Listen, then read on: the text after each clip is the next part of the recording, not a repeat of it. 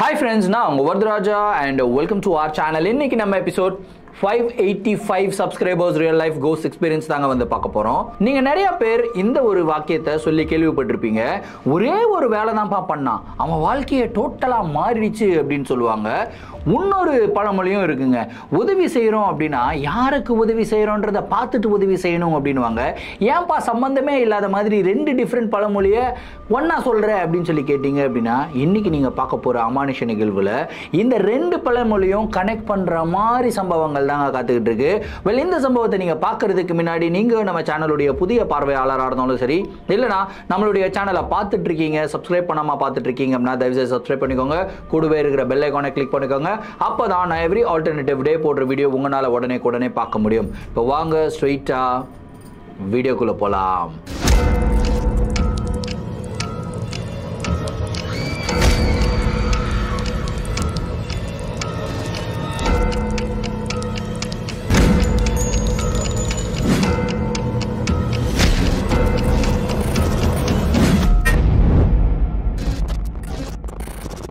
இந்த ஒரு நிகழ்வை நம்மளுக்கு ஈரோட்ல இருந்து மகேஷ் அப்படின்ற ஒரு சப்ஸ்கிரைபர் வந்து மெயில் பண்ணி விட்டுருக்காருங்க. இந்த ஒரு அமானுஷமான நிகழ்வு அவருக்கு கிட்டத்தட்ட ஒரு 2-3 வருடங்களுக்கு முன்னாடி தான் நடந்ததாகவும் வந்து சொல்லியிருக்காரு. சரி, கதையோடைய ஸ்டார்டிங் இருந்து வர ஆரம்பிப்போமே. மகேஷ் வந்து ஈரோடை சேர்ந்த நபர் தான். ஸோ அவருடைய ஃபேமிலியில் வந்து அப்பா அம்மா மகேஷ் 3 பேர் மட்டும் தாங்க. 2020 காலகட்டம் வரைக்கும் இவர் வந்து ஒரு ஹார்ட்வேர் கடையில் வந்து வேலை பண்ணிக்கிட்டு இருந்திருக்காருங்க. ஸோ கம்மியான ஒரு சம்பளம் தான் வந்து வாங்கிக்கிட்டு இருந்திருக்காரு. அந்த கடையோடைய ஓனருக்கு கொஞ்சம் நல்ல பேர்லாம் வாங்கிக்கிட்டு இருந்திருக்காரு. 2020 என்ன ஆச்சு அப்படின்றது உங்க எல்லாருக்கும் நல்லா தெரியும். இந்த உலகமே ஸ்தம்பிச்சு போன ஒரு வருடம் அப்படின்னு சொல்லலாம். அந்த மாதிரி ஒரு வருடத்துல மகேஷோடைய அப்பா வந்து பாத்தீங்கன்னா தவறிடுறாரு. எதனால தவறிடுறாருன்னா இந்த கோவிட்னால தாங்க வந்து தவறிடுறாரு. ஸோ இதுவே வந்து இவங்களுடைய ஃபேமிலிக்கு ஒரு மிகப்பெரிய பாரத்தை வந்து கொடுத்தது. ஏன்னா அப்பாவுடைய சம்பளம் கிடையாது, இப்போ இவர் மட்டும் தான் தனியாக சம்பாதிக்கணும். சம்பாதிக்கிறதுக்கும் வழி இல்லை. ஹார்ட்வேர் கடையில் மட்டும் தான் போயிட்டு ஒரு சின்ன டெய்லி வேஜஸ் வேலைக்காக வேலை பண்ணிக்கிட்டு இருக்காரு. இப்படி இருக்கும்போது எப்படி நம்ம குடும்பத்தை நடத்த போறோம் அப்படின்னு சொல்லி நினைச்சு கவலைப்பட்டுக்கிட்டு இருக்கும்போதே அவங்க அம்மாவுக்கும் கோவிட் வந்துடுதுங்க. இப்போதான் இவருடைய வாழ்க்கையிலேயே ஒரு மிகப்பெரிய பயம் உண்டாகுது.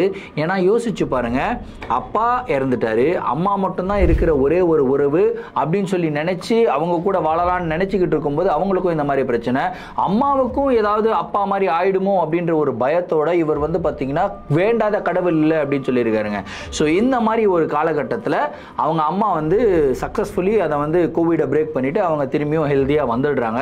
இவருக்கு ஒரு மிகப்பெரிய ரிலீஃப் ஆகிருக்குங்க. அதுக்கப்புறம் ஒரு 2 வருஷம் அப்படி இப்படின்னு பல கஷ்டங்களை தாண்டி ஒரு 2023 அப்போ இவர் என்ன பண்ணுறாருனா, சரி ஃபைனலாக கடனை வாங்குவோம், கடனை வாங்கி புதுசாக ஒரு ஹார்ட்வேர் கடையை வந்து ஓப்பன் பண்ணுவோம் அப்படின்னு சொல்லி இவர் டிசைட் பண்ணுறாரு. ஸோ கடனை உடனே வாங்கி ஹார்ட்வேர் கடையை ஓப்பன் பண்ணிடுறாருங்க. இது வரைக்குமே இவர்கிட்ட நிறைய கஸ்டமர் டேட்டா பேஸ்லாம் இருக்கும் இல்லையா? ஸோ அந்த கஸ்டமர் டேட்டா பேஸ் எல்லாம் வந்து அவருடைய கடையிலேயே வந்து பர்ச்சேஸ் பண்ண ஆரம்பிக்கிறாங்க. ஸோ இவருடைய வருவாய் அப்படின்றது வந்து பார்த்தீங்கன்னா ரொம்ப நல்லாவே வந்து வந்துகிட்டு இருந்தது. ரொம்ப ஹாப்பியான ஒரு ஃபேஸில் வந்து இருந்தாருங்க. ஸோ அடுத்து வந்து பார்த்தீங்கன்னா கல்யாணம் எப்போ பண்ணுறது அப்படின்ற மாதிரி ஒரு பேச்செல்லாம் போய்கிட்டு இருந்தது. ஆனால் இவருக்கு என்னென்னா, சீக்கிரமே கல்யாணம் பண்ணிட்டோம் அப்படின்னா கண்டிப்பாக அம்மாவுக்கு வந்து ஒரு நல்ல லைஃப் கொடுக்க முடியுமான்னு தெரியல, வரவங்க எப்படி இருப்பாங்க, சப்போர்ட்டிவாக இருப்பாங்களா, இதெல்லாமே தெரியல அப்படின்றது இவருடைய மைண்டில் ஓடிக்கிட்டு இருந்தது. ஸோ அவர் அம்மா கிட்ட என்ன சொன்னான்னா, ஒரு 5 years எனக்கு டைம் கொடுங்க, அதுக்கப்புறம் நானே கல்யாணம் பண்ணிக்கிறேன் அப்படின்னு வந்து சொல்லியிருக்காருங்க. ஸோ இந்த டைமில் இவர் என்ன பண்ணுவார்னா, இந்த ஹார்ட்வேர் சம்பந்தப்பட்ட பொருட்கள் எல்லாமே டிஸ்டன்ட்ல இருக்கிற கஸ்டமர்ஸ் எல்லாம் ஃபோன் பண்ணி இவர்கிட்ட கேட்பாங்களாம். ரெகுலராக இவருடைய கடையில் வந்து 2 பசங்க வேலை பண்ணிக்கிட்டு இருந்திருக்காங்க. ஸோ எல்லா ஆர்டருமே அந்த 2 பசங்க தாங்க எடுத்துகிட்டு போய் கொடுப்பாங்க. ஒரு நாள் என்ன ஆகுதுன்னா, அந்த 2 பசங்களுமே வேறு ஆர்டருக்கு வந்து போயிடுறாங்க. ஸோ இவருக்கு ஒரு கஸ்டமர் வந்து ஆர்டர் கொடுக்குறாரு, ரொம்ப அர்ஜென்ட்டுப்பா இது எடுத்துகிட்டு வந்துரு அப்படின்னு வந்து சொல்லிடுறாருங்க. அந்த கஸ்டமரோட வீடு ஈரோட்லேருந்து கிட்டத்தட்ட ஒரு 40-45 கிலோமீட்டர் தள்ளி இருக்குங்க. யாருமே இல்லை கடையில், யார் போகிறது? சரி ஃபைனலாக நம்மளே போகலாம், கடையை சாத்துற டைம் ஆகிடுச்சு அப்படின்னு சொல்லி ஒரு 8:30 மணிக்கே வந்து கடையை சாத்துறாருங்க. கடையை சாத்திட்டு அந்த பொருளெல்லாம் எடுத்துகிட்டு இவர் அந்த கஸ்டமருடைய வீட்டை நோக்கி போக ஆரம்பிக்கிறாரு. அப்படியே கிட்டத்தட்ட ஒரு 9:30-10 மணி அளவில் வந்து பார்த்தீங்கன்னா போய் ரீச் ஆகுறாரு. ரீச் ஆகி கஸ்டமர்கிட்ட அந்த ப்ராடக்ட்டை டெலிவர் பண்ணிவிட்டு அங்கே இருந்து திரும்பி கிளம்பி வரணும் இல்லையா? கிளம்பி வந்துக்கிட்டு இருக்கும்போது செம்ம மழை பிடிக்குதுங்க. மழைனா மழை, அப்படிப்பட்ட ஒரு மழை. புயல் காற்று வந்து அடிக்குது. என்னன்னா இது இப்படி காற்று அடிக்குது அப்படின்னு சொல்லிட்டு ஓரமாக நிற்கிறாரு. இவர் வந்து ஒரு மெயின் ரோடு வழியாக வந்து போயிட்டு இருந்திருக்காரு. ஸோ ஓரமாக நிற்கிறாரு. அதுக்கப்புறம் அந்த இடத்துல மழை அப்படின்னாவே வந்து டிராஃபிக்லாம் வந்துடும் இல்லையா, அந்த ஹைவேலலாம் டிராஃபிக் அதிகமாகிடும். ஸோ டிராஃபிக்கும் வந்து அதிகமாகிடுச்சுங்க. ஒரு 10:30 மணிக்கு இவர் வந்து நகர்றாரு. டிராஃபிக் மெதுமெதுவாக நகருது. என்னடா இது இவ்வளோ கடுப்பாக இருக்கே அப்படின்னு சொல்லிட்டு ஒரு பாயிண்ட் வருது. அந்த பாயிண்ட்ல வந்து பார்த்தீங்கன்னா டிராஃபிக் நகரவே இல்லை. அப்படியே ஸ்டாக்னண்ட்டாக ஒரு மணி நேரம் நிற்குதுங்க. கிட்டத்தட்ட 11:30 மணி வரைக்கும் இவர் அதே இடத்துல நின்றுக்கிட்டு இருக்காரு. முன்னாடி இருக்கிறவங்க கிட்ட விசாரிக்கிறாரு, என்னென்ன ஆச்சு, ஏன் நகரவே மாட்டேங்குது அப்படின்னு சொல்லி விசாரிக்கும் போது அப்பா அவங்க சொல்கிறாங்க, இல்லைப்பா முன்னாடி வந்து இந்த காற்று பயங்கரமாக அடிச்சது இல்லையா, மரம் ஏதோ சாஞ்சிருச்சான்ப்பா, அதனால அந்த மரம் வெட்டி கிளியர் ஆகிற வரைக்கும் டிராஃபிக் இப்படி தான் நிற்கும், வேறு வழி இல்லை, போக முடியாது அப்படின்னு வந்து சொல்கிறாங்க. இப்போ இவருக்கு செம்ம கடுப்பாக இருக்கு. ஏன்னா காலையிலேருந்து நைட்டு வரைக்கும் இவர் கடையில் இருந்திருக்காரு. ஒரு 40-45 கிலோமீட்டர் வந்து டெலிவரி கொடுத்துட்டு திரும்பி வீட்டுக்கு போகணும். இவங்க அம்மா வந்து இவர் வராமல் சாப்பிடவே மாட்டாங்களாம். எப்பயுமே இவர் வந்ததுக்கப்புறம் தான் அவங்களுமே சாப்பிடுவாங்களாம். அதுவுமே இவருடைய மைண்டில் ஓடிக்கிட்டே இருக்குது. சரி என்ன பண்ணலான்னும் போது அந்த ரைட் ஹேண்ட் சைடில் ஒரு சின்னதாக ஒரு ரோடு வந்து போகுமா, அதாவது வண்டி மட்டும் வந்து போகிற மாதிரி ஒரு ரோடு, ஒரு 2 வீலர் மட்டும் போகலான்ற மாதிரி. சரி அந்த ரோடு வழியாக போனோம் அப்படின்னா அப்படி கொஞ்சம் சுற்று தான், கிட்டத்தட்ட ஒரு 10-15 கிலோமீட்டர் சுற்றிக்கிட்டு போனோம். சுற்றிக்கிட்டு போயிட்டு அதுக்கப்புறம் திரும்பியும் ஹைவே ஒரு 15 கிலோமீட்டர் தள்ளி வந்து அது கனெக்ட் ஆகுமா அந்த ரோடு. சரி இந்த ரோடு வழியாக போயிடலாம் அப்படின்னு சொல்லிட்டு இவர் வந்து வண்டியை எடுக்கிறாருங்க. ஆனால் இந்த ரோடு வந்து பார்த்தீங்கன்னா சேஃப் கிடையாது அப்படின்னு சொல்லுவாங்க. ஏன்னா ஒரு ஒத்தையடி பாதை மாதிரி தான் இருக்கும், நிறையா இந்த திருட்டு கும்பல்லாம் இருக்கும் அப்படின்னு வந்து சொல்கிறாங்க. அதுக்கப்புறம் அந்த ரோட்டில் சில இல்லீகல் ஆக்டிவிட்டீஸ்லாம் நடக்கும் அப்படின்றதெல்லாம் பரவலாக வந்து பேசிக்கிட்டு இருக்கிற விஷயம், நடக்குதா இல்லையான்னு தெரியல. ஆனால் இவருக்குமே இது எல்லாமே தெரியும். சரி இருந்தாலுமே வேறு வழி இல்லை, இந்த ரோட்டில் தான் போய் ஆகணும் அப்படின்னு சொல்லி அந்த ஒரு ரூட்டுக்குள்ளே என்டர் ஆகிறாருங்க. ரோட்டில் வந்து என்டர் ஆகி அப்படியே போய்கிட்டே இருக்கும்போது தூரத்தில் யாரோ ஒரு பொண்ணு நடந்து போகிற மாதிரியே ஒரு விஷுவல் இவருடைய கண்களுக்கு தெரிஞ்சிருக்கு. என்னடா இது, இந்த ரோட்டில் யாரா இந்த டைமில் பொண்ணு நடந்து போய்கிட்டு இருக்கே அப்படின்னு சொல்லி உத்து பார்க்குறாரு. உண்மையிலேயே ஒரு பொண்ணு தாங்க நடந்து போய்கிட்டு இருக்கு. அழகாக பாவாடை தாவணியெல்லாம் போட்டுக்கிட்டு மல்லிகைப்பூ வச்சுக்கிட்டு மாதிரி நடந்து போய்கிட்டு இருக்கு. இவர் பார்க்குறாரு, என்னடா இது அப்படின்னு சொல்லி பார்த்துக்கிட்டே இருக்கும்போது இவர் அந்த பொண்ணு பக்கத்தில் போகும்போது அந்த பொண்ணு திரும்புது. ரொம்பவும் அழகிய முகம். அந்த பொண்ணு வந்து பார்த்திங்கன்னா லிஃப்ட்டுக்காக கையை போடுதுங்க. இவர் என்ன பண்ணுறாருன்னா நிறுத்த மாட்டுறாரு. ஏன்னா பயம், அந்த பொண்ணு லிஃப்ட்டுக்காக நிறுத்துது, திடீர்னு ஏதாவது பிரச்சனை இல்லை திருட்டு கும்பல் யாராவது வந்து அட்டாக் பண்ணுறதுக்கு முயற்சி பண்ணாங்கன்னா என்ன பண்ணுறது அப்படின்ற ஒரு பயத்திலே வந்து பார்த்திங்கன்னா அந்த பொண்ணை நெக்லெக்ட் பண்ணிவிட்டு இல்லைம்மா நான் கிளம்புறேன் அப்படின்னு சொல்லிட்டு ஒரு பாட்டுக்கு சர்றன்னு போயிடுறாருங்க. கிட்டத்தட்ட ஒரு 1/2 கிலோமீட்டர் 1 கிலோமீட்டர் போயிருப்பார். போயிட்டதுக்கப்புறம் வண்டியை நிறுத்துறாரு. இவருக்கு என்ன ஒரு விஷயம் தோணுது அப்படின்னா, ஒரு பொண்ணு வந்து ஆள் நடமாட்டமே இல்லாத இடத்துல நம்மக்கிட்ட லிஃப்ட் கேட்குது. அந்த பொண்ணுக்கு நம்ம லிஃப்ட் கொடுக்காம நகர்ந்து போகிறோம். நம்மளோட பயத்தினால தான் நம்ம போகிறோம். ஒருவேளை அந்த பொண்ணுக்கு உண்மையிலேயே லிஃப்ட் தேவைப்பட்டு நம்ம கொடுக்காம போய் வேறு ஏதாவது ஒரு பிரச்சனை அந்த பொண்ணுக்கு ஆயிடுச்சு அப்படின்னா அந்த பிரச்சனைக்கு உண்டான ரெஸ்பான்சிபிள் பர்சனாகவும் நான் ஆகிடுவேன் இல்லையா. அந்த மாதிரி ரெஸ்பான்சிபிலிட்டி எனக்கு வேணாம், அந்த மாதிரி ஒரு பழி என்னுடைய இதில் வேணாம், திரும்பியும் போய் அந்த பொண்ணுக்கிட்ட விசாரிக்கலாம் அப்படின்னு சொல்லிட்டு இவர் திரும்பியும் போகிறாருங்க. அப்படியே போகும்போது அந்த பொண்ணு வந்து பார்த்திங்கன்னா அதே இடத்துல தான் நின்றுக்கிட்டு இருந்து அந்த பொண்ணு வந்து கேட்குது, என்ன சார் நீங்கள் போயிட்டீங்க திரும்பி வந்துட்டீங்க அப்படின்னு சொல்லி அந்த பொண்ணு கேட்குது. இல்லைம்மா நான் கொஞ்சம் தூரம் போனேன், சரி நீங்கள் தனியாக இருக்கீங்க, என்ன ஆச்சு, ஏன் இங்கே இருக்கீங்க, இந்த ரோடு வழியாக ஏன் போகிறீங்க அப்படின்னு சொல்லி கேட்குறாரு. இல்லை இப்படியே ஒரு 10 கிலோமீட்டர் போனோம்னா எங்கள் ஊர் வருங்க, நான் நடந்து தான் போய்கிட்டு இருந்தேன், ஹைவேல பஸ்ஸில் வந்துட்டு இருந்தேன், பஸ் வந்து ஃபுல்லாக டிராஃபிக்கில் நின்றுச்சு இல்லையா, அந்த பக்கம் போக முடியாதுன்றதுனால இறங்கி இந்த பக்கம் நடந்து போகிறேன் அப்படின்னு வந்து சொல்கிறாங்க. சரிம்மா வாங்க நான் ட்ராப் பண்ணிடுறேன், அந்த வழியாக தான் போகிறேன், உங்களை ட்ராப் பண்ணிவிட்டு நான் போயிடுறேன் அப்படின்னு சொல்லிட்டு அந்த பொண்ணை வந்து வண்டியில் உட்கார வச்சு கூட்டிகிட்டு போகிறாருங்க. நல்லா பொறுமையாக போயிட்டுருக்காரு. ரோடுமே வந்து பார்த்திங்கன்னா ஒரு மாதிரி பள்ளம் குழியுமாக இருக்குது. இவர் எந்த விதமான ஒரு தாட்டம் இல்லை, அந்த பொண்ணுக்கிட்ட எந்த விதமான வார்த்தையும் பேசாமல் சைலண்ட்டாக தான் இவர் பாட்டு போயிட்டே இருக்காரு. அந்த பொண்ணு தான் இவர்கிட்ட பேச ஆரம்பிக்குது. நீங்கள் யார், எங்கேருந்து வரீங்க, எந்த ஊர் அப்படின்லாம் கேட்குது. நான் ஈரோட்லேருந்து வரேம்மா, உங்கள் ஃபேமிலியில் எத்தனை பேர் அப்படின்னா நானும் எங்கள் அம்மா மட்டும்தான், அப்பா வந்து தவறிட்டார் அப்படின்ற டீட்டெயிலாம் கொடுத்துட்டு வராரு. அதுக்கப்புறம் அந்த பொண்ணுமே சொல்லுது, எங்கள் வீட்டில் வந்து அப்பா அம்மா 3 தங்கச்சி, நான் தான் வந்து பெரிய அக்கா, நான் இந்த மாதிரி ஊருக்கு போயிருந்தேன், ஊர்லேருந்து திரும்பி வந்துக்கிட்டு இருக்கேன் அப்படின்னு சொல்லி அந்த பொண்ணே வாண்டடாக எல்லா டீட்டெயிலும் சொல்லுது. இவரும் அந்த பொண்ணு சொல்கிறதுக்கெல்லாம் கூட்டிக்கிட்டே இருந்திருக்காருங்க. அப்படியே கொஞ்சம் தூரம் போய்கிட்டே இருக்கும்போது திடீர்னு வந்து பார்த்திங்கன்னா ஒரு பள்ளம் அப்படி ஏறுது வண்டி. அப்படி வந்து ஏறும்போது அந்த பொண்ணு வந்து பார்த்திங்கன்னா இவருடைய ஷோல்டரில் கையை வைக்குது. சரி ஏதோ பள்ளத்தில் வந்தனால பயத்தில் கையை வச்சுருப்பாங்க அப்படின்னு சொல்லிட்டு பெருசாக எடுத்துக்கல, அப்படியே சைலண்ட்டாக அப்புறம் திரும்பியும் ஓட்ட ஆரம்பிக்கிறாரு. அந்த பொண்ணு கையை வச்சது இல்லையா ஷோல்டரில் கையை வச்சு சும்மா இல்லை, அப்படியே மெதுவாக அப்படியே வந்து ஷோல்டர் இப்படி தடவுது இல்லையா, அந்த மாதிரி தடவி கொடுத்துக்கிட்டு இருக்குங்க.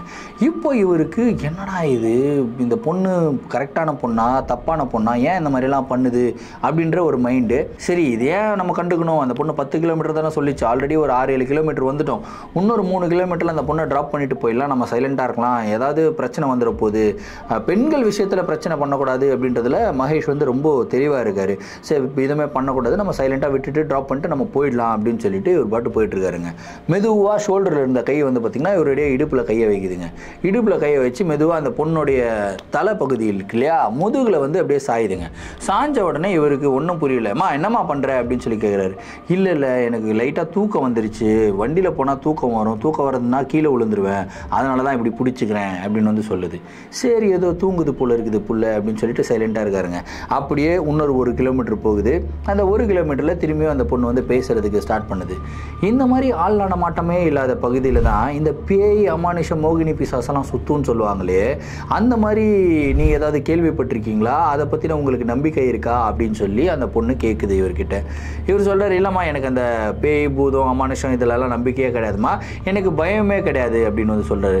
என்ன நீங்கள் எப்படி சொல்கிறீங்க, பயப்பட மாட்டிங்களா, பயப்படணுமே, கண்டிப்பாக உங்கள் கூட யாராவது பேயாக வந்துக்கிட்டு இருந்தால் நீங்கள் பயப்பட மாட்டிங்களா அப்படின்னு சொல்லி கேட்குறது அந்த பொண்ணு. இவர் சொல்கிறார், இல்லைம்மா நான்லாம் பயப்பட மாட்டேன், எனக்கு அந்த பேயெல்லாம் நம்பிக்கையும் கிடையாது, எனக்கு பயமும் கிடையாது அப்படின்னு சொல்லிட்டு போயிட்டே இருக்கும்போது பட்டுன்னு நிறுத்துங்க அப்படின்னு சொல்லி அந்த பொண்ணு சொல்லுது. என்னம்மா ஆச்சு அப்படின்னதுக்கப்புறம், எங்கள் ஊர் இதுக்குள்ளே தாங்க வரும், நான் இறங்கி இப்படியே நடந்து போயிடுறேன் அப்படின்னு வந்து சொல்லுது. இந்த பக்கம் பார்த்தா வெறும் காடு மாதிரி தான் இருக்குது, பொட்டல் காடு மாதிரி இருக்குது, இதுக்குள்ளே ஒரு ஊரா அப்படின்னு சொல்லிட்டு, என்னம்மா நீங்கள் எங்கே இறங்கிட்டீங்க, இன்னும் கொஞ்சம் தூரம் போனால் ஒரு வழி வருமே அந்த வழியாக போயிடுங்களேன், ஏன் இந்த பொட்டல் காடுக்குள்ளே போய் போகணும் அப்படின்னு சொல்லி இவர் கேட்குறாரு. அதுக்கு அந்த பொண்ணு என்ன சொல்லுது அப்படின்னா, இல்லை நான் அந்த வழியாக போனேன்னா யாராவது ஊரில் வந்து பார்த்துருவாங்க, ஒரு ஆம்பளை பையன் கூட வண்டியில் வந்து இறங்குறேன் அப்படின்னா வந்து பிரச்சனை பண்ணுவாங்க, வீட்டிலலாம் வந்து சொல்லிட்டாங்க அப்படின்னா அப்பாவுக்கு வந்து பிடிக்காது இதெல்லாம் அப்படின்னு வந்து சொல்கிறாங்க. இவருக்கும் அது நியாயமாக தான் படுது. சரிம்மா ஆனால் அது பொட்டல் காடாக இருக்காம்மா, இருட்டாக இருக்குது, எப்படிம்மா உள்ளே போவேன் அப்படின்னா, இல்லை நான் ரெகுலராக போகிற பாதை தான், எனக்கு தெரியும் நான் போய்க்கிறேன் அப்படின்னு வந்து சொல்லுதுங்க அந்த பொண்ணு. ரெகுலராக போகிற பாதையா அப்படின்னு இங்கேயும் இவருக்கு ஒரு டவுட் வருது. சரிம்மா ஓகே பார்த்து பத்திரமா போமா அப்படின்னு சொல்லிட்டு இவர் அப்படியே பார்த்துட்டே இருக்கார். அந்த பொண்ணு அந்த காட்டு பகுதிக்குள்ளே உள்ளே என்ட்ரு ஆகிற வரைக்கும் இவர் பார்த்துக்கிட்டே இருக்காரு. மெதுவாக அந்த பொண்ணுமே நடந்து போயிடுது. அப்படியே கண்ணிலேருந்து மறையுதுங்க அந்த பொண்ணு. மறைஞ்சதுக்கப்புறம் இவர் வண்டியை எடுத்துக்கிட்டு வீட்டுக்கு வந்துடுறாரு. கிட்டத்தட்ட ஒரு 12:30 மணிக்கு தான் வீட்டுக்கு வர்றாரு. வீட்டுக்கு வந்து அம்மா கேட்குறாங்க, ஏன்டா மகேஷ் இவ்வளோ லேட்டாக வந்தேன்னு. அப்புறம் வந்து சொல்கிறார், இந்த மாதிரி பிரச்சனைலாம் ஆகிடுச்சுமா, நான் இந்த மாதிரி கஸ்டமருக்கு போய் டெலிவரி கொடுத்துட்டு வர இடத்துல இந்த மாதிரிலாம் சொல்கிறாரு. சொல்லிட்டு இந்த பொண்ணு மேட்டரை மட்டும் சொல்ல மாட்டேங்கிறாரு, ஏன்னா அம்மா ஏதாவது தப்பாக நினச்சிருவாங்களோ அப்படின்னு சொல்லிட்டு அந்த பொண்ணு மேட்டரை மட்டும் சொல்லாமல் இவர் வந்து சாப்பிட்டுட்டு படுத்து தூங்கிடுறாருங்க. படுத்து தூங்கினா இவருக்கு ஒரே கனவுல என்ன வருது அப்படின்னா, ஒரு பெண்ணுடைய அழகிய கண்கள் வந்து வருது. கண்களில் வந்து அப்படியே வந்து காஜல் போடுவாங்க இல்லையா, அந்த காஜல் போடுற சீன் வந்து வெறும் கண்ணை மட்டும் ஜூம் பண்ணி காட்டினா எப்படி இருக்கும் அந்த மாதிரி கனவு வருது.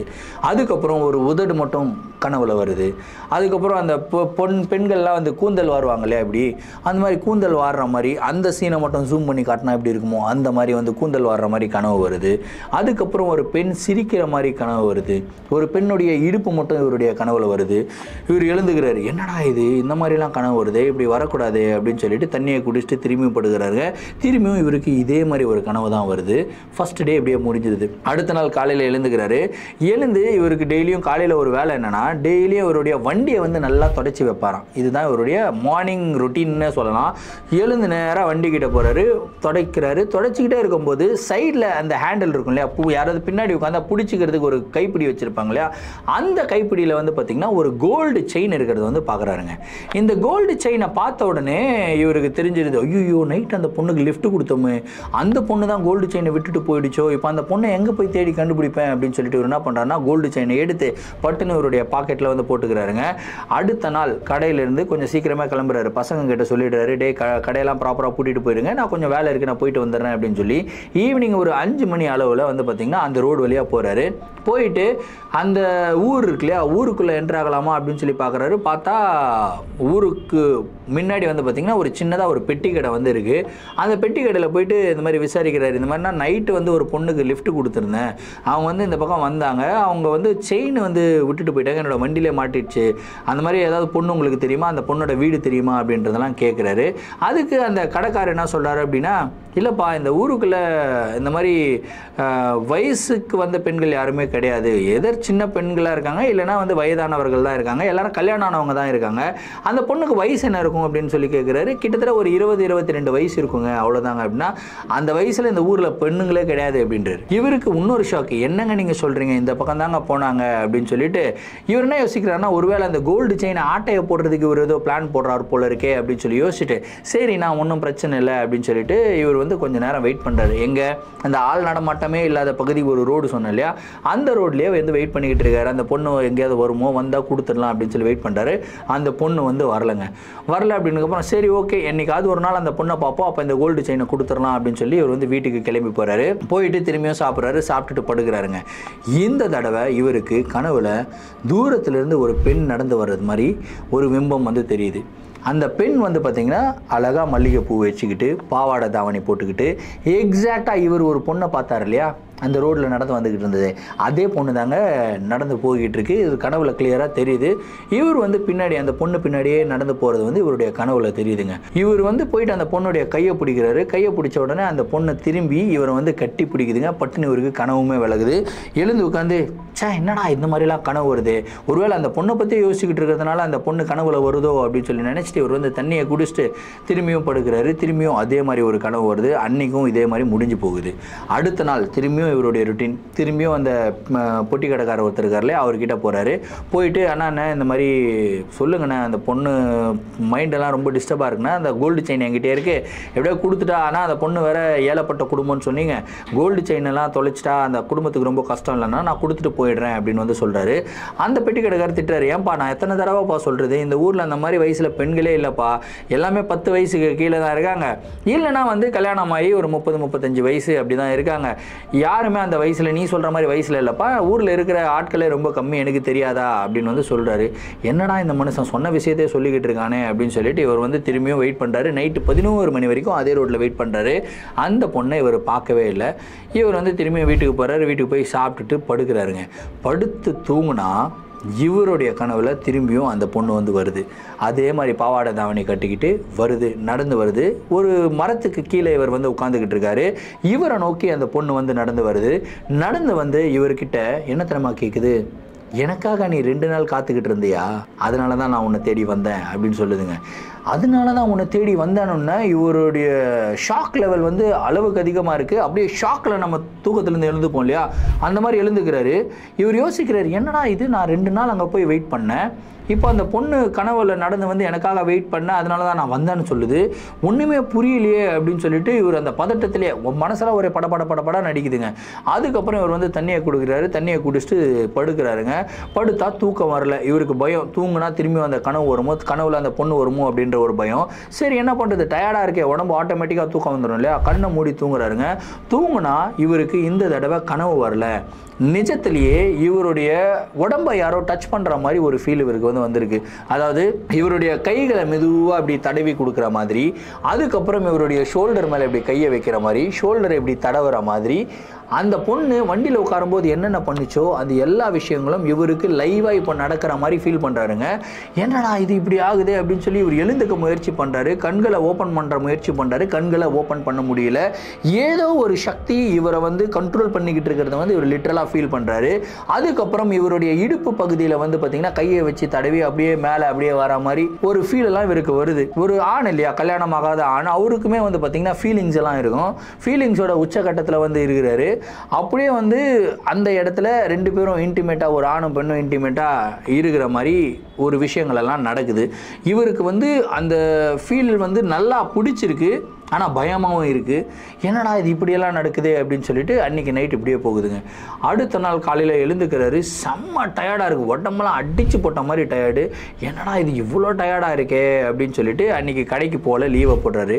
அவங்க அம்மா பார்க்குறாங்க, ஏதோ ஒரு நடவடிக்கை டிஃப்ரெண்ட்டாக இருக்கே பையன்கிட்ட, கடைக்கு போகாமல் இருக்கவே மாட்டானே, என்னடா ஆச்சு அப்படின்னு சொல்லி கேட்குறாங்க.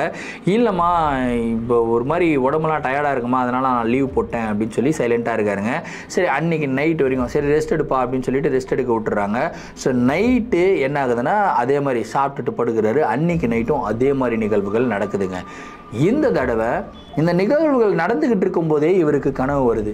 கனவுல என்னென்ன விஷயங்கள்லாம் நடக்குதோ அது எல்லாமே நேரில் இவருக்கு நடந்துக்கிட்டு இருக்குங்க.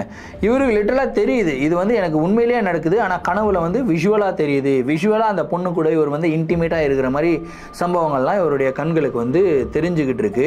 திடீர்னு அப்படி பண்ணிக்கிட்டே இருக்கும்போது அந்த பெண்ணுடைய முகத்தை வந்து பார்க்குறாருங்க. பெண் வந்து இவர் மேலே உட்காந்துக்கிட்டு இருக்கு. முகத்தை பார்க்கும்போது அவ்வளோ அழகாக இருக்கிற முகம் திடீர்னு அப்படியே பயங்கர அமானுஷமாக மாறுது. அந்த அமானுஷமாக மாறும்போது அந்த முகத்திலிருந்து வந்து பார்த்திங்கன்னா அப்படியே ரத்தமெல்லாம் வலியுது, அப்படியே பல்லெல்லாம் அப்படியே சர்ன்னு பெருசாக வருதுங்க. அதுக்கப்புறம் அந்த பொண்ணு வந்து இவருடைய இந்த ஷோல்டருக்கு பக்கத்தில் இந்த சதை பகுதி இருக்கும் இல்லையா, அந்த சதை பகுதியில் வந்து கடிக்குதுங்க. கடித்த உடனே இவருக்கு இங்கே வலிக்குது, நிஜமாகவே இவருக்கு வலிக்குது. வலியில் கத்துறாரு. கத்துன உடனே அவங்க அம்மா வந்து ஓடி வராங்க. என்ன சாமி ஆச்சு அப்படின்னும் போது இவருக்கு தூக்கமும் கழியுது.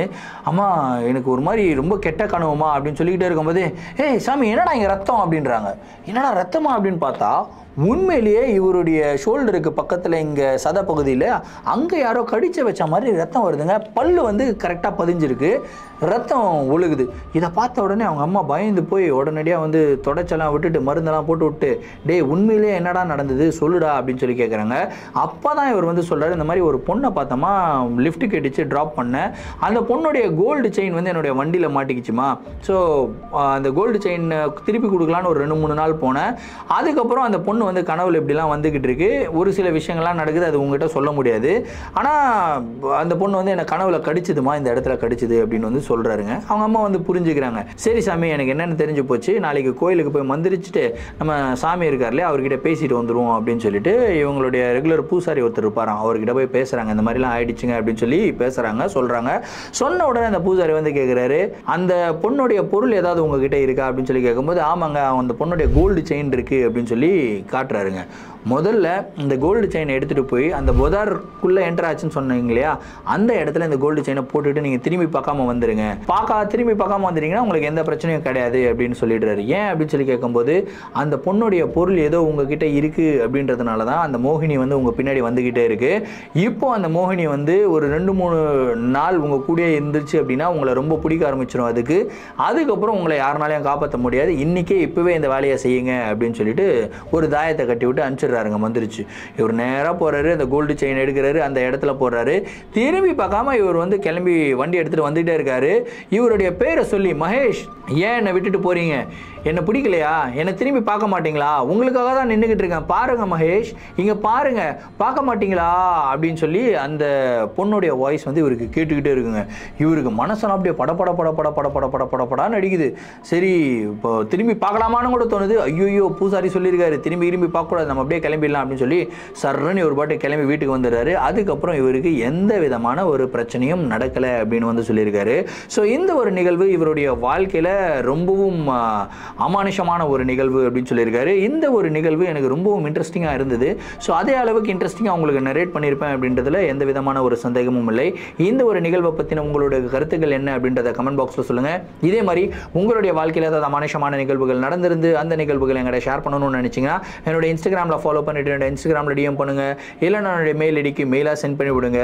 கண்டிப்பாக உங்களுடைய நிகழ்வுகளும் நம்மளுடைய சேனலில் வீடியோஸாக போடப்படும். மீண்டும் அடுத்த வீடியோவில் சந்திக்கும் வரை நான் உங்கள் Varadaraja signing off. Thank you and bye.